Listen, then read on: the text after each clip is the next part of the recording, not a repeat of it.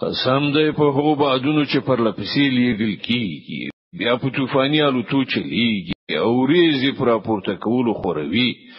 بیا هغه چیروي بیلوي بیا په زړونو کې د خدای یاد اچوي د عذر په توګه یا د ویریدنې په توګه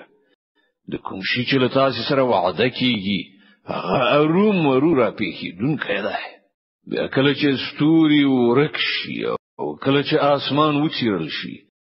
او کله چې غرونه والو زولي وران کړل شي او کله چې د پیغمبرانو د حاضرۍ وخت را ورسی په هغه ورځ به هغه شی واقع شي د کومې ورځې لپاره دا کار ځنډول شوی دی د فیصلې د ورځې لپاره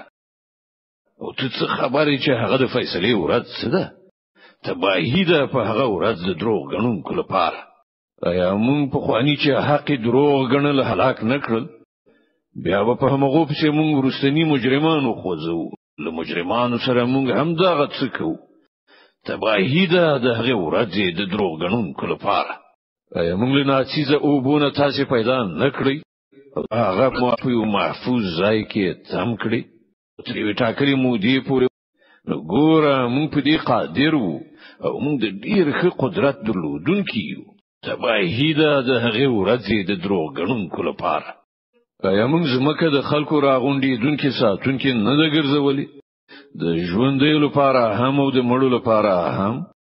او په هغه کې مو دنګ او لوړ غرونه خخ ودرول او پر تاسو مو خوږی وبوت خلی تباهی ده د هغه ورځې د دروغ غنونکو لپاره زه اوس د هغه خواته چې تاسو هغه دروغ غن زه د هغه سیوري خواته چې درې څنګه لري نه یخ کونکي او نه د اور د لمبو مخنیونکي هغه اور به د معنی غوندي غټ بچري غورځوي چې د الوتو په وخت کې به داسې ښکاریږي ګواکې چې هغه ژیړو خاندي تباهی ده د هغه ورځې د دروغ غنونکو لپاره دا هغه ورځ ده چې په هغه کې به هغوی نه څه ووایي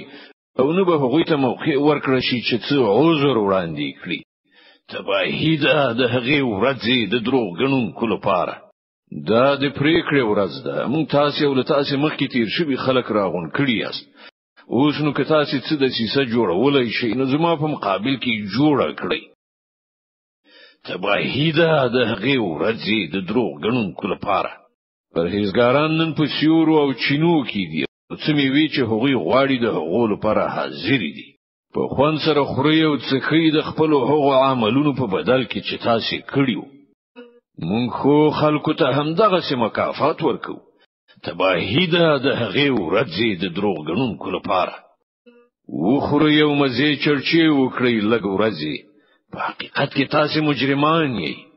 تباهی ده د هغه ورځې د دروغ غنونکو لپاره کله چې دوی ته ویل کیږي چې رکوع وکړي نو رکوع نه کوي